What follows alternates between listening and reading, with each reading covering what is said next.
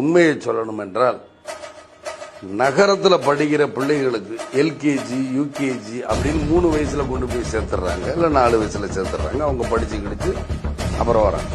ஆனா கிராமத்து பிள்ளைகளுக்கு எல்கேஜி யூகேஜின்னு ஒரு பாடத்திட்டம் கணக்கு கிடையவே கிடையாது. எடுத்தோன்னு 5 வயசுல கொண்டு சேர்க்கிறாங்க, 1ஆவதுல சேர்க்கிறாங்க.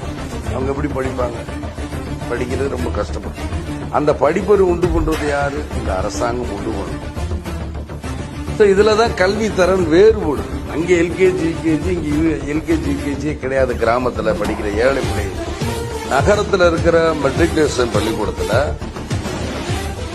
அதாவது நகரம் என்பதை விட கிராமத்துல இருக்கிற +1 +2 கொடுக்கிற பாடத்தை நகரத்தில் இருக்கிற மெட்ரிகுலேஷன் பள்ளிக்கூடத்துல 9வது 10வதுலயும் படிச்சிடலாம். அவங்க திரும்ப +1 +2 வரும்போது இதே கல்வியை தான் கொடுக்கறாங்க, அவங்க பாஸ் பண்ணிட்டு போறாங்க. ஆனால் அந்த கல்வி கிராமத்துல கிடைக்க மாட்டேங்குது. அதனாலதான் வேறுபடுதுங்க.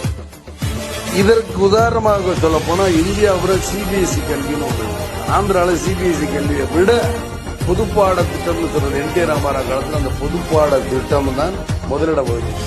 இன்னைக்கு கல்வியில எல்லாத்த விட சிறப்பா இருக்காங்க. அப்ப அந்த அளவுக்கு தமிழக அரசு கல்வியின் தரத்தை உயர்த்தணும்.